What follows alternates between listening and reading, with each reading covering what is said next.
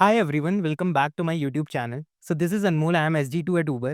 तो इस वीडियो में हम डिस्कस करेंगे कि जितनी भी आपकी बिग टेक कंपनीज होती हैं लाइक गूगल, माइक्रोसॉफ्ट, उबर, लिंक्डइन, यहाँ पर आपका जो सॉफ्टवेयर डेवलपमेंट लाइफ साइकिल है वो कैसा दिखता है। फर्स्टली स्टार्ट करते हैं कि कोई भी फीचर रिक्वेस्ट होती है तो वो प्रोडक्ट मैनेजर का काम होता है उसको पिच इन करना। तो प्रोडक्ट मैनेजर जो होता है वो आपके कहाँ से फीचर रिक्वेस्ट को पिच इन करेगा, वो चेक करता है आपका फनल। सो फनल क्या होता है, ये डेटा साइंस की टीम ओन करती है जनरली कंपनीज में। तो जो आपने कोई फीचर बना रखा है, जैसे आपका एक एप्लीकेशन है, सो आपका एप्लीकेशन बहुत सारे इवेंट सबमिट करता है कि जैसे ज़ोमैटो का एग्जांपल लेते हैं, तो कोई ज़ोमैटो में हम उसका एग्जांपल लेते हैं कि अगर आपका एक रेस्टोरेंट ओनर है, वो ज़ोमैटो पे ऑनबोर्ड होना चाह रहा है, तो वो कैसे ऑनबोर्ड होगा? सो फर्स्टली वो लॉगिन करेगा। अगर लॉगिन स्टेप पर ही वो ड्रॉप ऑफ हो जाता है, तो फनल में लॉगिन वाला इवेंट आएगा ही नहीं, एमिट ही नहीं होगा। स सिमिलरली उसको बहुत सारे ऑनबोर्डिंग स्टेप्स कंप्लीट करने थे like payment addition, tax addition और ब्ला-ब्ला और भी अदर बहुत सारे ऑनबोर्डिंग स्टेप्स हैं। सो लेट्स से वो टैक्स एडिशन स्टेप पे ड्रॉप ऑफ हो जाता है। तो इसका मतलब हमारे ऐप में कोई प्रॉब्लम है, या फिर टैक्स एडिशन का स्टेप हमने बहुत ज़्यादा कॉम्प्लिकेट कर दिया कि जिसकी वजह से यूज़र्स वहाँ पर ड्रॉप ऑफ हो रहे हैं। तो इस ड्रॉप ऑफ को रोकना बहुत ज़्यादा इंपॉर्टेंट है, वरना इससे हमारा क्या होगा कि ऑनबोर्डिंग टाइम बढ़ जाएगा या हम बहुत सारे मर्चेंट्स को ऑनबोर्ड नहीं कर पाएँगे। तो ये सब जो डेटा एनालिसिस होता है वो डेटा साइंस वाली टीम करती है और एक फनल क्रिएट करती है on the top of it. और ये सब होता है जो हम इवेंट्स लिखते हैं। लाइक आप लॉगिन का इवेंट लिखोगे एक, आप ये लिखोगे इवेंट कि यूज़र इस पेज पे लैंड हुआ है ऑनबोर्डिंग स्टेप वाले पे, तो उसके लिए आप एक इवेंट एमिट कर दोगे। वो एक आपकी लॉगिंग टेबल में स्टोर होगा। सबसे पहले वो एक काफका क्यू के अंदर जाएगा। सो काफका क्यू के अंदर जाएगा, काफका से एक लॉगिंग आपकी सर्विस होगी और एक इवेंट वाली सर्विस होगी, वो उस इवेंट को उठा लेगी और फिर वो उसको एक सीक्वल या फिर नॉन सीक्वल डेटाबेस में स्टोर कर देगी। देन डेटा साइंस वाली टीम उस सीक्वल टेबल या नॉन सीक्वल टेबल पर क्वेरी करके एक पूरा फनल जनरेट करेगी और उसका एनालिसिस करेगी और प्रोडक्ट मैनेजर भी उसको जॉइन करेगा एंड देन वो निकालेंगे कि हमें इस फीचर पे काम कर सकते हैं या ये वाला प्रॉब्लमैटिक स्टेप है, हम इसको इम्प्रूव कर सकते हैं। सो ये वाला काम होता है आपके प्रोडक्ट मैनेजर का। To decide a particular feature और अ प्रोडक्ट या फिर इम्प्रूवमेंट्स इन दी प्रोडक्ट, ताकि आपका इम्पैक्ट बढ़ सके और ताकि आपके यूज़र का एक्सपीरियंस बहुत ज़्यादा फ्लुएंट हो सके आपके एप्लीकेशन पर। So once they are done with that, तो उसका डिस्कशन होता है आपके डेवलपर्स और इंच टीम के साथ कि हम ऐसा-ऐसा सोच रहे हैं। And once like everyone agrees to it, then एक पीआरडी का फॉर्मेशन होता है। पीआरडी आपके लिखना चालू करता है प्रोडक्ट मैनेजर कि क्या-क्या इम्पैक्ट होगा इस फीचर का और हम कैसे रोल आउट करेंगे, किन-किन लोगों के लिए रोल आउट करा जाएगा, कंट्री स्पेसिफिक रोल आउट होगा या नहीं होगा, क्योंकि ये तो बहुत बड़ी-बड़ी कंपनीज़ हैं। सो देन डेवलपर्स जो होता है वो एक डिज़ाइनर की टीम्स के साथ और अपनी इंजीनियरिंग एक्सप्लोरेशन करता है कि इस फीचर को बनाने के लिए या करंट फीचर को इम्प्रूव करने के लिए हमें क्या-क्या रिक्वायरमेंट्स हैं। तो फर्स्टली वो डिज़ाइनर के साथ बैठते हैं ये समझने के लिए कि अगर कोई नया फीचर है तो कैसे उसके डिज़ाइंस दिखेंगे। तो उसके लिए डिज़ाइनर जो होता है वो फिग्मा का यूज़ करता है, जैसे कि आपको पता होगा। और अदर टीम्स के साथ भी बहुत ज़्यादा कोलैबोरेशन होता है। जैसे कि आप जानते हो कि let's say you are using elastic search अपने एप्लीकेशन में, या आप नया फीचर बना रहे हो, उसके अंदर आप इलास्टिक सर्च यूज़ करना चाहते हो। तो इलास्टिक सर्च एक अलग सर्विस होगी जो ओन कर रही होगी, तो उसको आपको बताना पड़ेगा कि हमारी सर्विस आपके इलास्टिक सर्च क्लस्टर को कॉल करेगी। तो उसके लिए उन्हें अपने रिसोर्सेज़ को बढ़ाना पड़ेगा, क्योंकि सर्विस आपकी सर्विस का लोड अब इलास्टिक सर्च वाली सर्विस पर भी जाएगा। तो इसलिए उन्हें और उस रिसोर्सेज़ को ऐड करना पड़ेगा, सर्विसेज़ का टियर भी चेंज करना पड़ सकता है। Let's say elastic search service जो उनके पास है, वो बहुत पहले कम कम यूज़र्स के लिए थी, तो उन्होंने वो टियर 3 सर्विस मार्क कर रखी थी। अब वो टियर 2 कर देंगे, टियर 1 कर देंगे आपके यूज़ केस के अकॉर्डिंग, तो आपको उनके साथ भी कोलैब करना पड़ेगा। डेटा साइंस वाली टीम के साथ भी कोलैबोरेट करना पड़ेगा ये डिसाइड करने के लिए कि अब आप कौन से नए-नए इवेंट्स एमिट करोगे और उन्हें कौन-कौन सा डेटा चाहिए उस इवेंट के अंदर, ताकि वो ये फ़नल जनरेट कर सकें और बाद में ट्रैक कर सकें कि क्या हमारे इंप्रूवमेंट्स हुए हैं।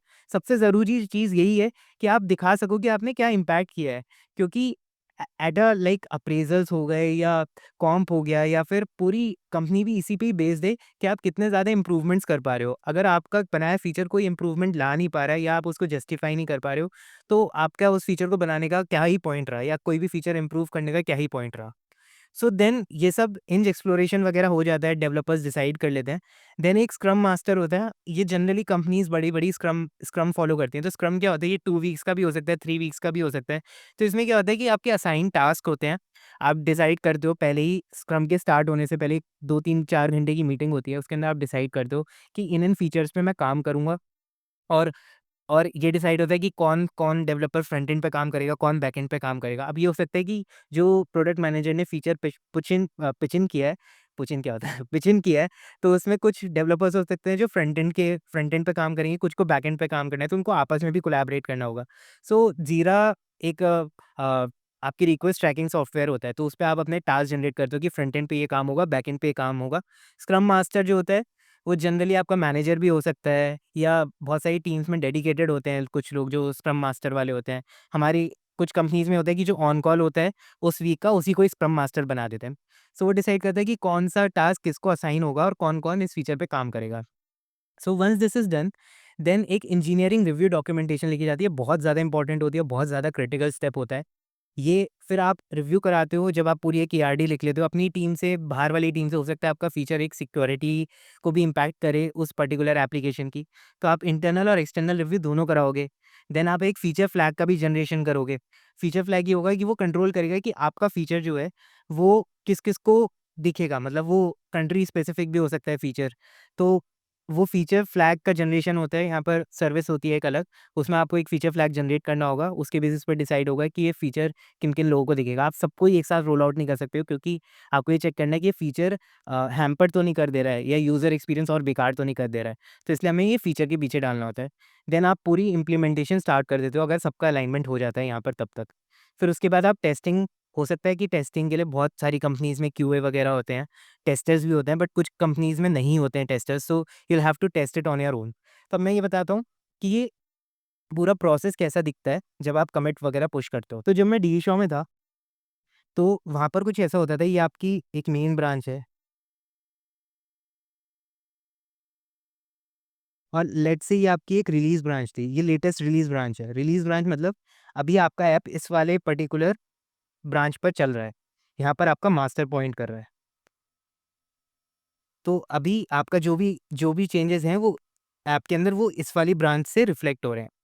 सो अब आप कोई भी नया चेंजेस करोगे, आप यहाँ पर पुश कर दोगे, आपका मेन यहाँ पर बढ़ जाएगा। आपने रिलीज़ में कुछ चेंज नहीं किया है। जब आपका ये पूरा साइकिल कंप्लीट हो जाएगा, तो एक रिलीज़ ब्रांच दोबारा कट ऑफ होगी और तब हम उसको इस सबको रिलीज़ कर देंगे। हो सकता है कि एक बारी में 6-7 नए फीचर्स जा रहे हैं। सो डी शो में हम इसे यूज़ करते थे। It's not a best way obviously, क्योंकि इसमें ये होगा कि धीरे-धीरे अगर आपको एक भी फीचर एकदम से रिलीज़ करना है, तो फिर आप वो नहीं कर पाओगे और यहाँ पर फीचर फ्लैग की तो इतनी ख़ास ज़रूरत है नहीं, but still like feature flag की भी ज़रूरत पड़ सकती है क्योंकि हमें कंट्री स्पेसिफिक करना हो या यूज़र स्पेसिफिक करना हो। बट अभी के लिए जो सीआई/सीडी होता है, कंटीन्यूअस इंटीग्रेशन, कंटीन्यूअस डेवलपमेंट, उसमें ये होता है कि मेन और मास्टर सेम ही है। तो अभी हम लोग उबर में भी या जितनी भी बड़ी कंपनीज़ हैं, मेन एंड मास्टर दोनों सेम ही है। तो जितने भी चेंजेज़ होंगे वो यहीं पर ही पुश होते रहेंगे आपके और ये साथ के साथ डिप्लॉय होते रहेंगे। अच्छा, अब जब क्योंकि ये साथ के साथ डिप्लॉय हो रहे हैं, अब अगर ऐसा हुआ कि ये वाली एक बहुत बेकार कमिट थी, तो अगर ये बहुत बेकार कमिट है, तो ये तो प्रॉड फाड़ देगी जाकर। तो इसके लिए उबर ने भी एक पेपर लिखा हुआ है, गूगल ने भी बहुत सारे पेपर लिखे हुए हैं कि how to keep master green at scale. इतनी सारी कमिट्स आ रही हैं रोज़ की, तो फिर हमें इस वाली ब्रांच को हमेशा ग्रीन रखना है। ग्रीन मतलब इसमें कोई इश्यू होना नहीं चाहिए। तो इसके लिए ये सब लोग हम लोग जो सीआई/सीडी पाइपलाइन होती है, उसके अंदर टेस्ट होते हैं हमारे बहुत सारे। टेस्ट के बेसिस पे अलर्ट्स होते हैं। तो अगर एक भी अलर्ट आ जाता है, तो वहीं पर आपकी, और ये बैचेज़ में होता है, लाइक पहले लेट्स से 50 कमिट्स हैं अभी, तो 50 की 50 कमिट एक साथ पुश नहीं होंगी। 10 कमिट्स पहले पुश होंगी, फिर 10 होंगी, फिर 10 होंगी, तो ऐसे एक क्यू बना रहता है। तो अब लेट्स से इन 10 कमिट्स में कोई प्रॉब्लम आ गई, तो आपका तभी रोल बैक हो जाएगा और जो ऑन कॉल होगा, जो इसे मैनेज कर रहा है पूरी इस पूरे डेवलपमेंट को, वो क्या करेगा, वो कॉल आउट करेगा कि इन 10 कमिट्स में से कोई एक फॉल्टी कमिट है, उस टीम को रीच आउट करेगा, देन कमिट आइडेंटिफाई होगी और वो कमिट हटा दी जाएगी। देन फिर वापस से पूरा प्रोसेस चालू होगा और ये बहुत ज़्यादा देर के लिए रोक भी देते हैं कि ये डिप्लॉयमेंट ही रोक देते हैं इन केस ऑफ अगर आपका ऐसा कोई फेलियर हो गया, टेस्ट आ गए, टेस्ट केसेस फेल होने लगे, अलर्ट्स आने लगे बहुत ज़्यादा। तो इससे क्या हो रहा है कि आपके जो भी आप साथ-साथ बनाते जा रहे हो, वो डिप्लॉय होता जा रहा है। तो यहाँ पर ये होता था शॉ के केस में कि अगर आपने मेन पर पुश कर दिया, तो जो आपका क्यूए होता है, क्यू एनवायरनमेंट होता है। So there are 3 types of environment, one is QA, one is development. Development आपका लोकली होता है। क्यूए आपका एक एक पर्टिकुलर यूआरएल होता है जिस पे क्यूए डेवलपमेंट होता है। एक ऐसे ही आपका क्यूए और स्टेजिंग बोल सकते हैं इसे। और उसके बाद होता है एक प्रॉड। प्रॉड तो सबको ही पता है कि प्रॉड फट गया हमारा। तो प्रॉड मतलब यहाँ पर आपके मेन यूज़र्स हैं, क्यूए और स्टेजिंग वाला जो होता है वो टेस्टर्स के लिए होता है, डेवलपर आपके लिए खुद के लिए है। तो जो भी क्यूए वाला होता है वो यहाँ पर ही पॉइंट कर रहा होता है, तो आप यहाँ पर हमेशा चेक कर सकते हो। इसके केस में क्या होता है कि क्यूए, स्टेजिंग सब यहीं पर ही पॉइंट कर रहा है, यहीं पर ही पॉइंट कर रहा है। क्यूए स्टेजिंग जब यहाँ पर ही पॉइंट कर रहा है, तो जो भी आपकी टेस्टिंग होगी वो डायरेक्ट मेन और मास्टर पे हो रही है। बट ये होगा कि क्यूए हमेशा जब भी आपके पुशेज़ होते हैं, जनरली क्यूए और स्टेजिंग वाले एकदम पुश हो जाता है। बट ये जो आपका प्रॉड वाला डिप्लॉयमेंट होता है, ये थोड़ा लेट होता है। सो प्रॉड वाला डिप्लॉयमेंट हो सकता है 1 दिन के बाद हो रहा हो। बट क्यूए स्टेजिंग क्योंकि कोई हार्म नहीं है, कोई नए यूज़र्स नहीं है, तो वो साथ के साथ डिप्लॉयमेंट हो जाता है क्यूए स्टेजिंग पे। तो वहाँ पर कोई इतनी प्रॉब्लम नहीं है, तो आप हमेशा टेस्टिंग कर सकते हो। आप एक खुद का स्लेट एनवायरनमेंट भी बनाकर पूरी क्यूए और पूरी स्टेजिंग और पूरे क्यूए पे आप अपना टेस्ट कर सकते हो कि आपने क्या-क्या डेवलप किया और वो सही से काम कर रहा है, नहीं कर रहा है। So this is the main difference जो जब मैं डी शो में था तो वहाँ पर ये प्रोसेस था। अभी उबर, गूगल इन सब में ये वाला प्रोसेस चल रहा है। सो हर कंपनी का अपना अलग-अलग प्रोसेस है, but this is the latest one, ये सीआई/सीडी वाला। सो मूविंग फर्दर जब आपका इम्प्लीमेंटेशन और टेस्टिंग हो जाती है दोनों, तो अब आपकी एक सीआई/सीडी पाइपलाइन होती है और सिंगल रिलीज़ वाली होती है, मैंने बता दिया आपको। देन आपका एक रोल आउट प्लान होता है कि आपको किन-किन कंट्रीज़ और किन-किन यूज़र्स को रोल आउट करना है। जैसे मेरा फ्रेंड ज़ोमैटो के अंदर था, तो वो बता रहा था कि ज़ोमैटो में ये ऐसा होता है कि पहले 10% यूज़र्स को करते हैं, फिर 25, फिर 50, फिर 100 ऐसे-ऐसे करते हैं। बहुत कंपनीज़ में कंट्री स्पेसिफिक भी रोल आउट कर देते हैं। या कुछ सेट ऑफ यूज़र्स को एक एक्सपी उसको ए/बी टेस्टिंग भी बोलते हैं कि कुछ सेट ऑफ यूज़र्स को हम पुराना फीचर दिखाएँगे, कुछ को नया दिखाएँगे और मैट्रिक्स से ट्रैक करेंगे कि इसमें बेटर कस्टमर रिटेंशन हो रहा है। तो उस फीचर को वो वाली चीज़ हम रूल आउट कर देंगे, परमानेंट यूज़र्स के लिए। सो ये ए/बी टेस्टिंग आपकी यूट्यूब पे भी होती है कि आप 3 थंबनेल्स लगा सकते हो और उसके बेसिस पे आप अपना रिज़ल्ट चेकआउट कर सकते हो कि ये थंबनेल बेस्ट परफ़ॉर्म की है, तो वो वाली आप फाइनली सेट कर सकते हो। सो ये होता है, देन आपका फ़नल का फिर से इवैल्यूएशन होता है, ये फ़नल मैट्रिक्स का कि आपका कितना अच्छे से इस फ़ीचर ने परफ़ॉर्म किया है। कई बार ऐसा भी होता है कि पूरा का पूरा फ़ीचर भी रोल बैक हो जाता है क्योंकि जितना हमने एक्सपेक्ट किया था उतना अच्छा परफ़ॉर्म नहीं किया या उसने और भी ज़्यादा कॉम्प्लिकेटेड कर दिया है यूज़र्स के अकॉर्डिंग। बट ये रेयर ही होता है क्योंकि सब लोग इतने ज़्यादा एक्सपीरियंस्ड होते हैं, इतने सारे लोगों का दिमाग लग रहा है। तो ऐसा नहीं होगा कि कभी-कभी बहुत रेयर केस में होता है कि पूरा का पूरा फ़ीचर ही रोल बैक हो गया है। अब ये बात करते हैं कि जनरली कंपनीज़ में कमिट्स जो होती हैं वो कैसे होती हैं? सो बहुत सारी कंपनीज़ में गिटहब यूज़ होता है, बहुत सारी कंपनीज़ में फैब्रिकेटर भी यूज़ होता है। तो there is this very famous research paper which you could read about. So कुछ कंपनीज़ ने मरकरी और फैब्रिकेटर यूज़ करना चालू कर दिया था क्योंकि गिट वाले बहुत ज़्यादा सपोर्टिव नहीं थे और बहुत ज़्यादा अगर कमिट्स हो रहे थे तो गिट का बिल्ड टाइम बहुत ज़्यादा बढ़ गया था मेटा के केस में। So I am taking the example of Facebook, तो फेसबुक ने इस पर पेपर भी पब्लिश किया था।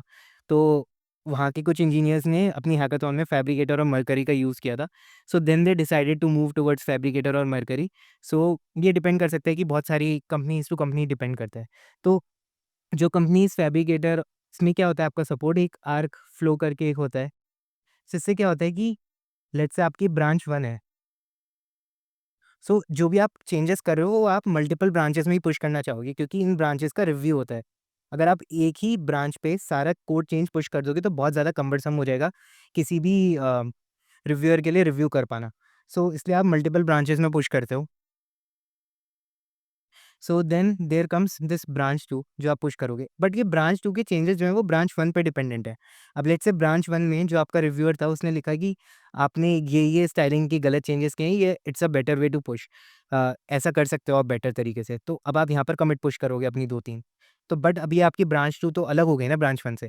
So then there comes a command are cascade और something of that sort. It's there in the GitHub also. I am just telling you about the main concept. तो अगर आप आर कास्केड करोगे तो ये जो ब्रांच ट्री यहाँ पर पॉइंट कर रही थी आपकी, अब वो यहाँ पर पॉइंट करने लगेगी डायरेक्ट।